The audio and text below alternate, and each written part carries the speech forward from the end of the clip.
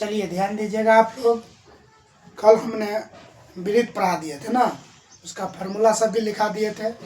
आज जो है अधवृत्त होगा। ध्यान दीजिएगा कि अधवृत्त कैसा होता है। सबसे पहले आप फिगर देख लीजिए, जैसे कि ये रहा और इसको ऐसे कर दीजिएगा। तो अर्धवृत्त कौन बनाता है? वृत्त का व्यास बनाता है ना, यानी वृत्त का व्यास वृत्त को दो बराबर भाग में बांट देता है। इसमें एक साइड को क्या कहा जाता है? अधवृत्त कहा जाता है। तो ध्यान दीजिएगा, अधवृत्त का जो है यह केंद्र O हो गया और त्रिज्या यह R हो गया ना। तो अधवृत्त का क्षेत्रफल बराबर क्या हो जाएगा? अधवृत्त का क्या लिखिएगा? क्षेत्रफल। क्षेत्रफल बराबर हो जाता है पाई R स्क्वायर बटा में क्या लिख दीजिएगा? 2। तो ये फार्मूला हो गया। अब यहाँ पे देखिएगा ध्यान से, क्षेत्रफल में तो कोई दिक्कत नहीं हुआ कि पूरा वृत्त के क्षेत्रफल में हमने 2 से भाग दे दिए तो हमको क्या मिल गया? अधवृत्त का क्षेत्रफल। लेकिन दिक्कत कहाँ होगा? परिमिति में। ध्यान दीजिएगा, परिमिति में। अधवृत्त के परिमिति दिमाग नहीं लगाइएगा तो गलत हो जाएगा। तो परिमाप लिखिए चाहे परिमिति। तो पूरा वृत्त के परिमाप क्या होता है? 2 पाई R होता है। यदि हम इसमें 2 से भाग दे देंगे तो आप क्या बोल दीजिएगा? अधवृत्त का परिमाप हो गया। हो गया ना। ध्यान दीजिएगा, यहाँ पे समझने वाली बात है कि पूरा वृत्त तो ये रहा ना। अधवृत्त जो हम काटेंगे तो ऐसे हो गया, ऐसा हो गया ना। ध्यान दीजिएगा, तो ऐसा जो हुआ ये, तो ये जो रेखा था, ये रेखा, ये जो परिमाप है, ये पूरा गोलाई का लंबाई है। इसमें जो हम 2 से भाग दिए तो केवल इतना ही लंबाई हुआ ना जी। परिमाप में ई नहीं आएगा, ई या ये आएगा ना। तो इसीलिए अधवृत्त के परिमाप में क्या करते हैं? इन दोनों आर को जोड़ देते हैं 2R। कोई दिक्कत नहीं ना? दिक्कत तो यहाँ से जो हम क्या करेंगे? 2 काट देंगे तो क्या हो गया? पाई R प्लस 2R। पाई R प्लस क्या? 2R। यहाँ पे देखिए R कॉमन ले लेते हैं तो पाई प्लस क्या हो गया? 2। पाई प्लस क्या हो गया? 2। कोई दिक्कत? कोई दिक्कत नहीं ना। तो एगो फार्मूला क्या हो गया आपको? परिमाप बराबर किसका परिमाप? छापल है चित्र अर्धवृत्त, तो अधवृत्त का। तो अधवृत्त का परिमाप बराबर क्या होता है? R into pi plus 2। क्या होता है? R into pi plus 2। वैसे याद भी ना रहे ना, उससे कोई बहस नहीं है। क्या करना है? अधवृत्त के परिमाप में भाग दे देना है और इसमें 2R को जोड़ देना है अपना मन से। कोई दिक्कत? चलिए, इसमें जो है ना और कुछ बनेगा, एक फार्मूला और बनेगा, उसको भी हम बनाते हैं। पहले इतना उतारिए।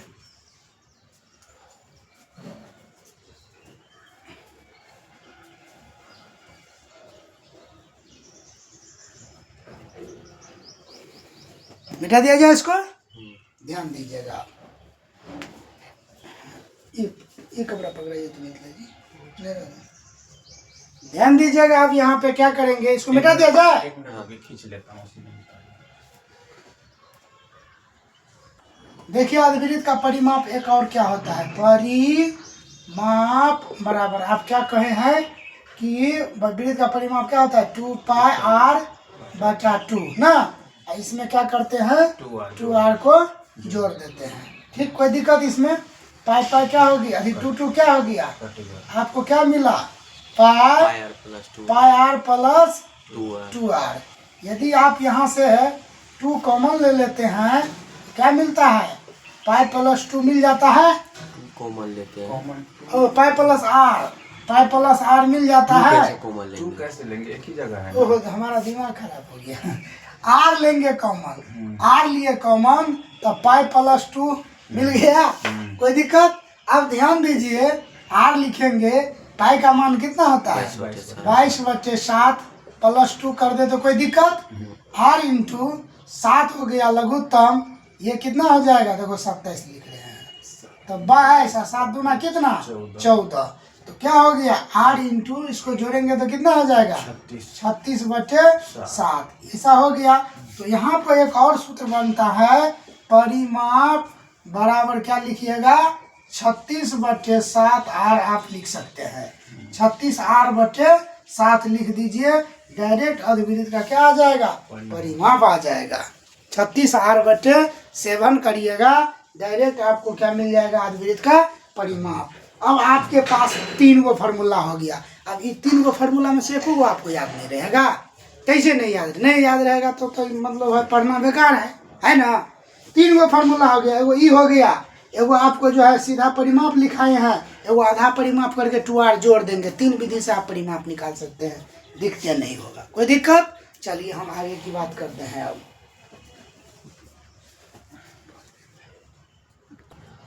अर्धवृत्त के बाद अब हम सकेंद्रीय वृत्त की बात करेंगे। सकेंद्रीय वृत्त क्या होता है, सबसे पहले ये समझिए।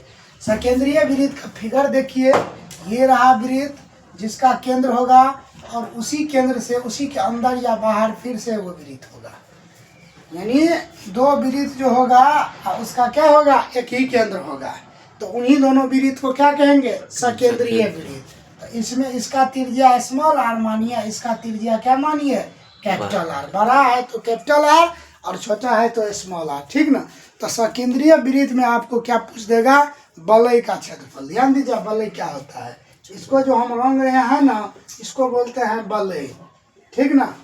यानी तो ऐसे भी बोल सकता है छायांकित भाग का क्षेत्रफल, है ना, इसको ऐसे भी बोल सकता है, ठीक। तो इसका क्षेत्रफल निकालने के लिए फॉर्मूला क्या हो जाएगा, तो बाहर के वृत्त का क्षेत्रफल माइनस अंदर के वृत्त का क्षेत्रफल। तो लिखिएगा वलय का क्षेत्रफल बराबर क्या हो जाता है, पाई कैपिटल आर के square minus pi small R के स्क्वायर। पाई ले लेंगे कॉमन तो R square minus R square हो गया। आपका ये भी फॉर्मूला बन गया, लेकिन आप थोड़ा एक स्टेप आगे भी जा सकते हैं। R plus R into R minus R, ये फॉर्मूला पे आ गया A square minus B square पर A plus B A minus B. तो ये हो गया आपको कथी का क्षेत्रफल, इस छायांकित भाग का क्षेत्रफल यानी वलय का क्षेत्रफल। तो डायरेक्ट आपका ये फॉर्मूला हो गया वलय का क्षेत्रफल बराबर ये आ गया। समझ गए बात को, कोई दिक्कत नहीं ना। चलिए अब हम आगे की बात करेंगे।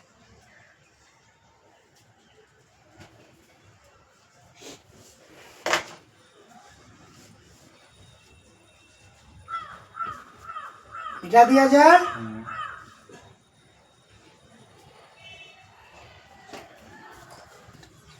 अब जो है हमने कल त्रिज्यखंड के बारे में थोड़ा ओवरव्यू दिए थे, ठीक ना। त्रिज्यखंड इस तरह से होता है ना। ये रहा आपका त्रिज्यखंड, यानी वृत्त में से काट के निकाला जाता है, नहीं तो ऐसे ही हम बनाइए देते हैं चित्र। रुक जाइए, जैसे कि ये रहा आपका सर्किल रहा ना, और इसमें से रेडियस और रेडियस मिला करके आर मिला करके ये जो क्षेत्र बन रहा है जिसको हम छायांकित कर रहे हैं, ये हो गया कौन चीज, त्रिज्यखंड ना। तो त्रिज्यखंड जो होता है उसका क्षेत्रफल और परिमाप होता है और चाप के लंबाई, 3 गो सूत्र होता है। क्षेत्रफल, परिमाप और चाप के लंबाई। कहिएगा चाप क्या होता है, तो ये जो है ना चाप, यहाँ से यहाँ तक, जैसे ए है और बी है तो ये इसका लंबाई होता है। तो ध्यान दीजिएगा, हम फॉर्मूला लिखते हैं। त्रिज्यखंड का क्षेत्रफल कल लिखे थे, याद है, बताइए। नहीं है याद, वृत्त का क्षेत्रफल याद है ना, तो या बोलिए वृत्त का क्षेत्रफल लिखते हैं। त्रिज्यखंड का क्षेत्रफल बराबर क्या होता है, पाई आर स्क्वायर। गुने इसमें हम बोले थे थीटा पर तो 360 खाली लगा देने के लिए, तो कहाँ भारी है, आप कहे नहीं ध्यान देते हैं इस पर। फॉर्मूला नंबर 1 हो गया, कोई दिक्कत। फॉर्मूला नंबर 1 मिल गया आपको।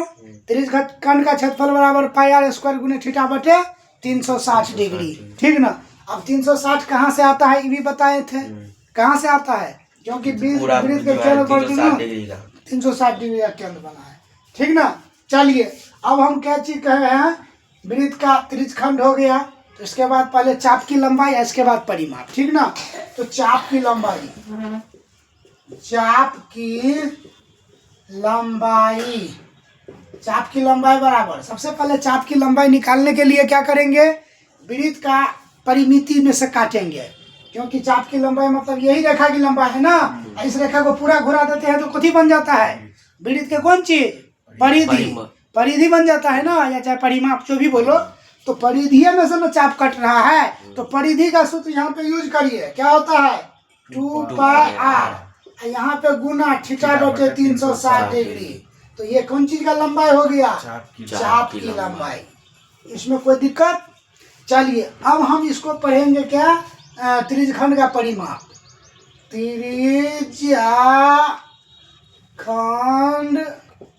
का परिमाप या परिधि, जो बोलना होगा बोलिएगा, ठीक ना। अब देखिएगा ध्यान से, यहाँ भी क्या होता है, वही होगा सूत्र, ठीक। तो लिखिएगा 2πr गुने θ/360। ये चाप की लंबाई हमको मिल गया। अब कौन चीज रह गया है, ई आर और ई आर ना, इन दोनों को जब तक नहीं जोड़ेंगे तो त्रिज्यखंड का परिमाप तो नहीं हुआ। तो त्रिज्यखंड के परिमाप के लिए क्या करना होता है, 2r को जोड़ना पड़ता है। तो 2πr गुने θ/360 प्लस 2r, ये क्या हो गया, त्रिज्यखंड के परिमाप का फॉर्मूला हो गया। बोलिए दिक्कत, बोलिए दिक्कत, कोई दिक्कत। यही 3 गो फॉर्मूला पर आपका इस तरह का जितना भी सवाल आएगा, सारा सवाल क्या हो जाएगा, टूट जाएगा। समझ रहे हैं बात को। चलिए इसको उतारिए।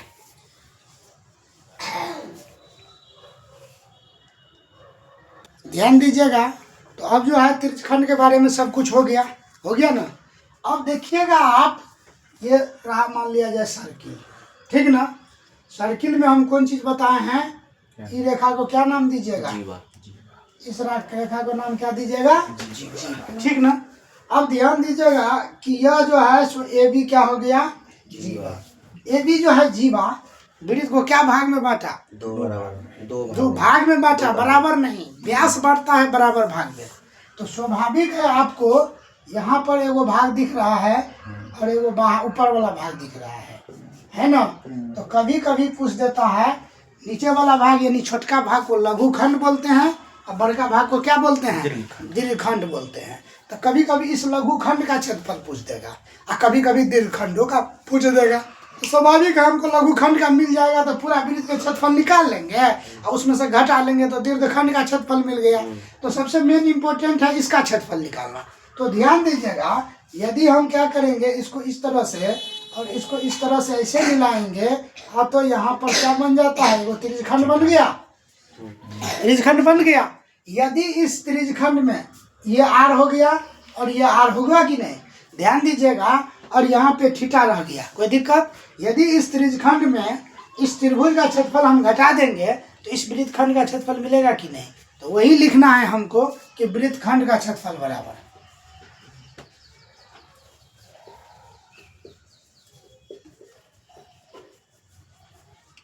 क्या होगा, त्रिज्यखंड का क्षेत्रफल क्या होता है, याद रहे है, πr² गुने θ/360 डिग्री। हम माइनस क्या करेंगे, त्रिभुज का क्षेत्रफल। तो आपको याद है त्रिभुज का क्षेत्रफल, समद्विबाहु त्रिभुज का क्षेत्रफल क्या करते थे, 1/2 r² sin theta, 1/2 r² sin theta.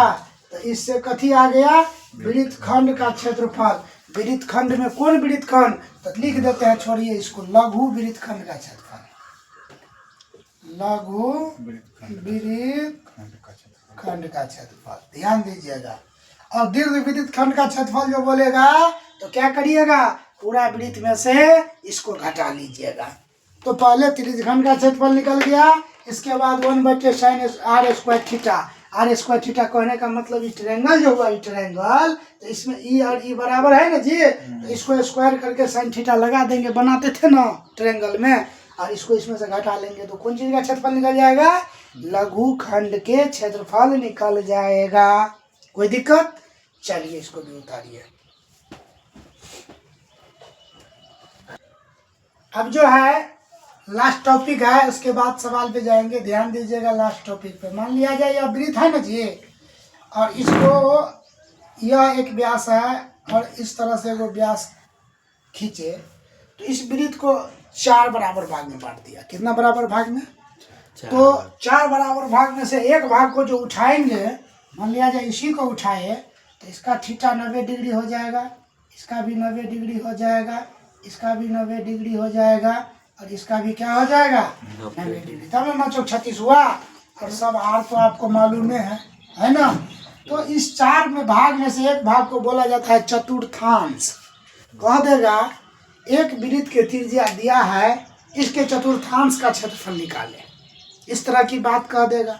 तो आपको जो है मेन जड़, यानी सबसे कहते हैं ना मूल ढांचा संविधान में, तो मूल ढांचा जो है, तो ये देखिएगा ध्यान से, चतुर्थांश आपको त्रिज्यखंड जैसे देख रहा है, तो वही मूल ढांचा त्रिज्यखंड का क्षेत्रफल याद होना चाहिए। तो त्रिज्यखंड का क्षेत्रफल लगाइएगा तो क्या होता है, पाई आर स्क्वायर गुने थीटा बटे 360 डिग्री। इसमें कोई दिक्कत नहीं ना? दिक्कत ध्यान से देखते रहिएगा कि कैसे डायरेक्ट फार्मूला बन जाएगा। एक छोटा सा फार्मूला याद रखेंगे, चतुर्थांश का क्षेत्रफल तुरंत निकल जाएगा। इस पर भी निकलेगा, ठीक ना। और थोड़ा हमारा काम है ट्रिक पढ़ाना, तो ट्रिक भी बता देते हैं, ध्यान दीजिएगा। इसके बदले में हम कौन चीज लिख सकते हैं, आर स्क्वायर लिख सकते हैं, कोई दिक्कत।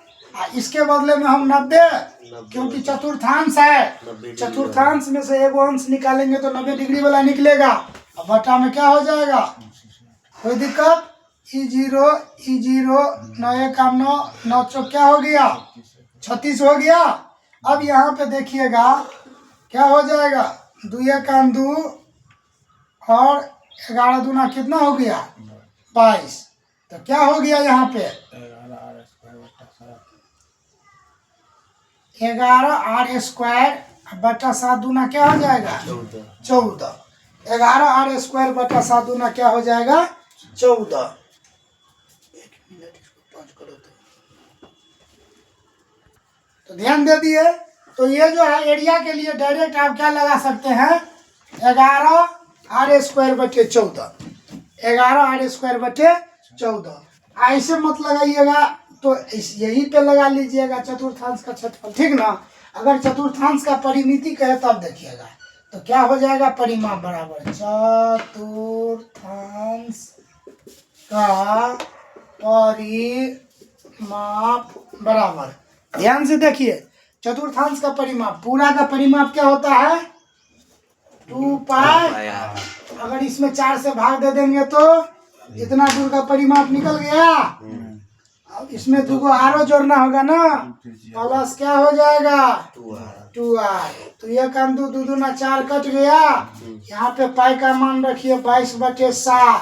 यहाँ पे 2 आएगा, यहाँ पे r रहेगा, प्लस कौन चीज है, क्या क्या रह गया यहाँ पे प्लस 2r रह गया ना। 2 का 2, 11 दूना 22 कट गया, कितना हो गया 11r बटे 2 प्लस 2r हो गया।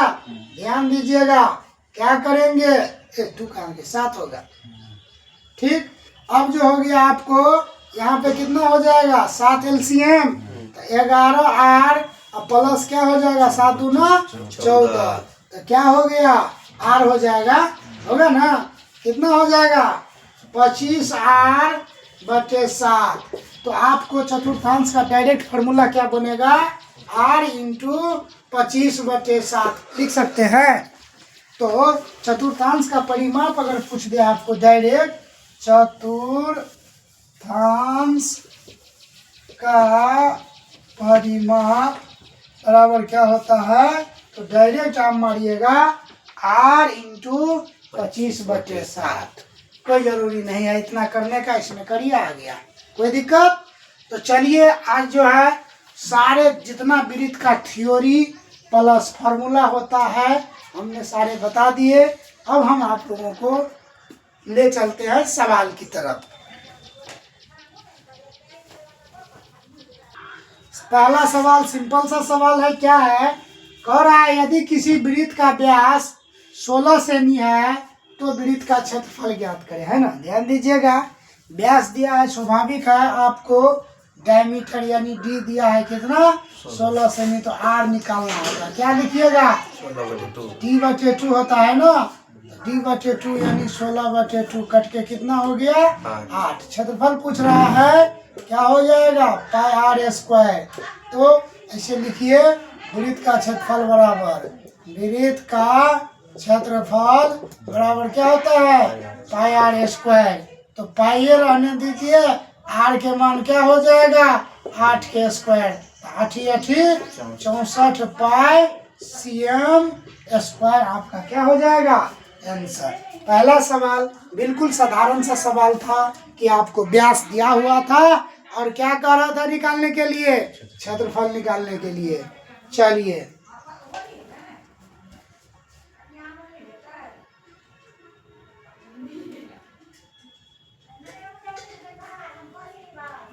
हो गया।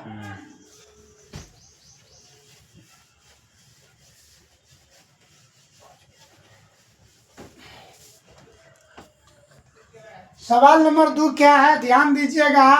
कह रहा है यदि एक वृत्त की परिधि और क्षेत्रफल का आंकिक मान बराबर है तो वृत्त का त्रिज्या ज्ञात कीजिए। प्रीवियस ईयर क्वेश्चन है। क्या कहा है कि यदि एक वृत्त के क्षेत्रफल और परिमाप दोनों क्या है इक्वल है तो वृत्त का कौन चीज निकालने के लिए कह रहा है त्रिज्या ज्ञात करने के लिए। ध्यान दीजिएगा आप लोग कैसे बनेगा। क्या होता है वृत्त का क्षेत्रफल बराबर क्या होता है, आपको प्रश्न से कहा है यह बात। क्या कहा है कि वृत्त का क्षेत्रफल बराबर क्या है वृत्त का परिमाप दिया है। वृत्त का क्षेत्रफल बराबर होता है पाई आर स्क्वायर और वृत्त का परिमाप बराबर होता है 2 पाई आर, है ना। पाई से पाई खत्म हो गया। यहाँ पर देखिएगा आर स्क्वायर है तो इसका मतलब होता है आर गुने आर होता है ना। एगो आर से आर खत्म, तो आर बराबर क्या आ गया आपको 2 आ गया। देखिए कितना छोटा सा सवाल था।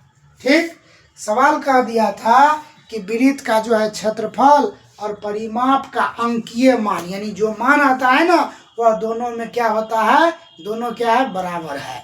तो आपको रेडियस पूछा था, क्षेत्रफल भी पूछेगा निकाल सकते हैं। ठीक, कोई दिक्कत। चलिए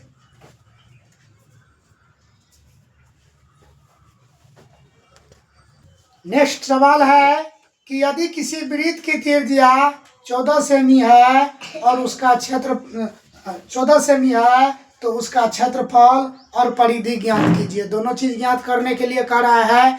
अभी बहुत सिंपल सवाल आ रहा है, आगे जाकर के सवाल डिफिकल्ट होगा। आप ध्यान दीजिएगा क्या कहा है कि वृत्त का त्रिज्या दिया है। वृत्त का कौन चीज दिया है त्रिज्या। त्रिज्या बोले तो आर कितना दिया है 14 सेंटीमीटर दिया है ना। कह दिया है कि यदि किसी वृत्त की त्रिज्या 14 सेमी है तो उसका क्षेत्रफल और परिधि ज्ञात कीजिए।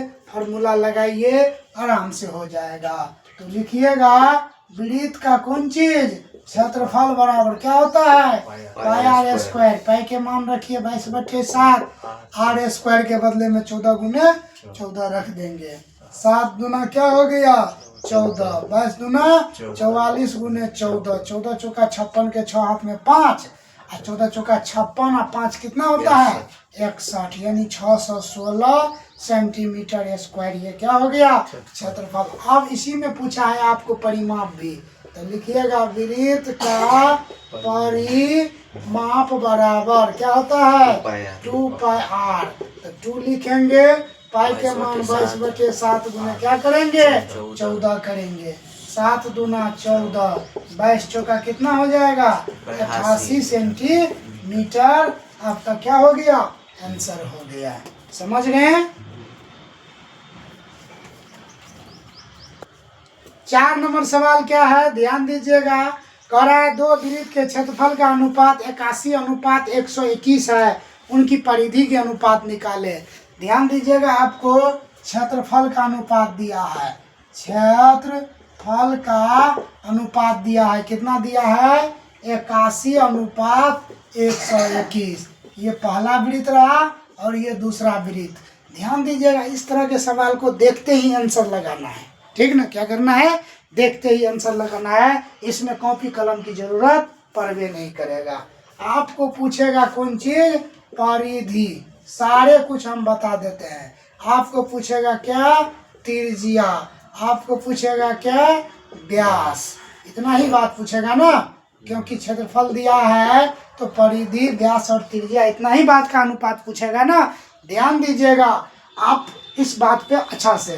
क्षेत्रफल का मात्रक क्या होता है, cm स्क्वायर हो चाहे मीटर स्क्वायर हो, कुछ रहेगा, कौन चीज लगल रहता है, स्क्वायर लगल रहता है।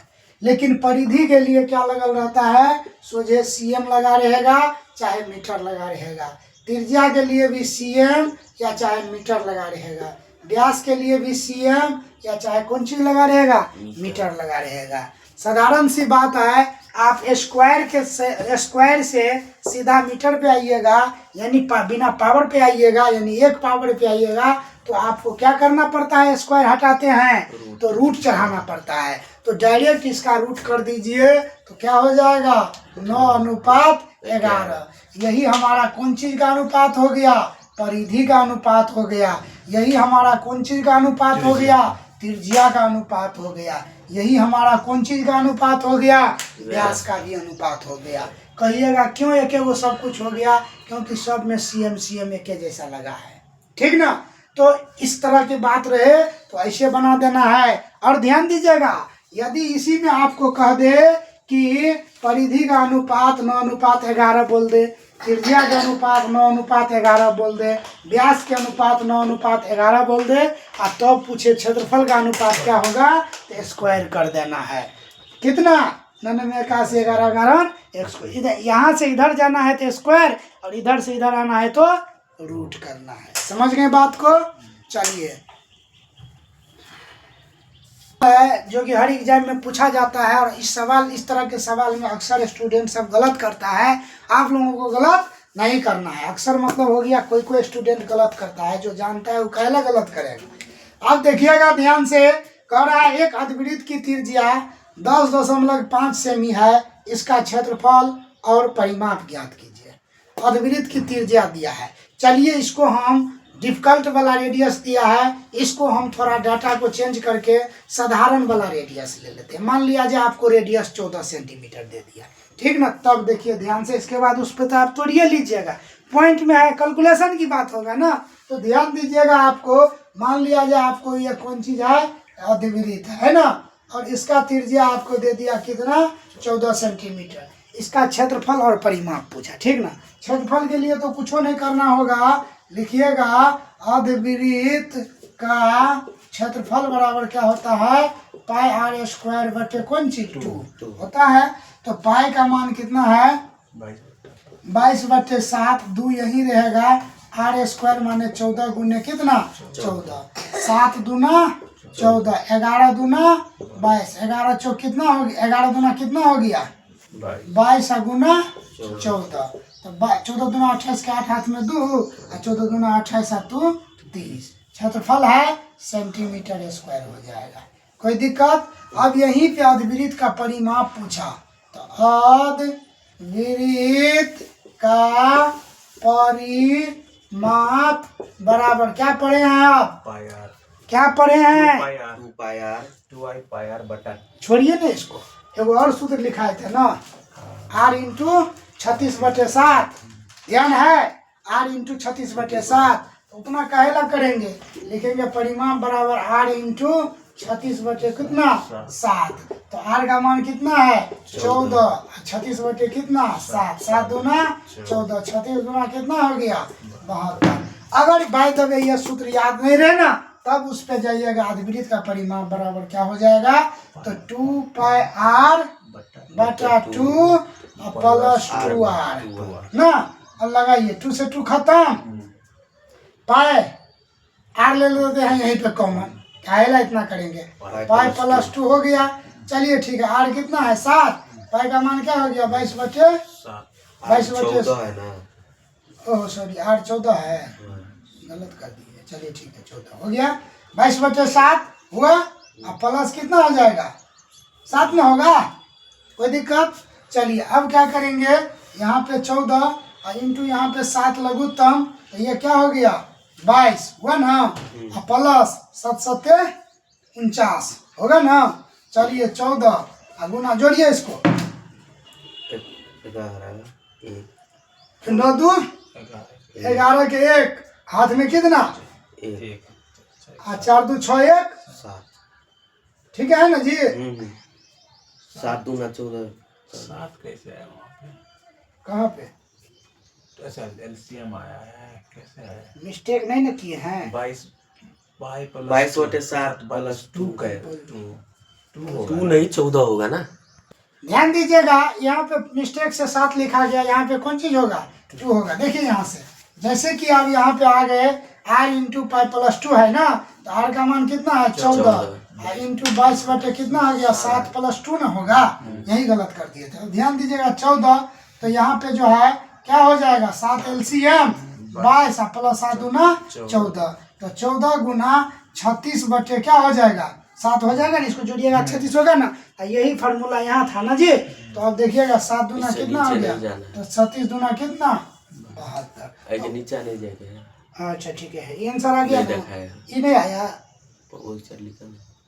तो 36 दूना कितना हो गया 72, अब दिख रहा है ना।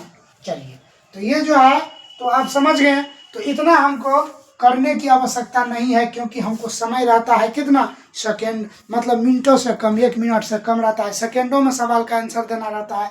तो थोड़ा सा ही बात याद रखिएगा, अर्धविलित के परिमाण बराबर r इंटू 36 बटे 7 तुरंत काट के निकाल दीजिएगा, ठीक ना। तो इसी के साथ आज का जो है टॉपिक यहीं पे हम ख़त्म करते हैं। अब जो है कल पुनः हम उपस्थित होंगे इसी समय, तब तक के लिए जय हिंद जय भारत। और जो है आपको क्या कहते हैं, यहाँ पे सवाल नहीं लिखल रहता है, तो इसके लिए आपको Telegram channel study bye Jitendra Sharma को क्या करना होगा, ज्वाइन करना होगा, और उस पर हम सारे सवाल का PDF छोड़ते हैं। तो वहाँ से सवाल देखिए और सोल्व मारिए, ठीक ना। चलिए आज के लिए जय हिंद जय भारत।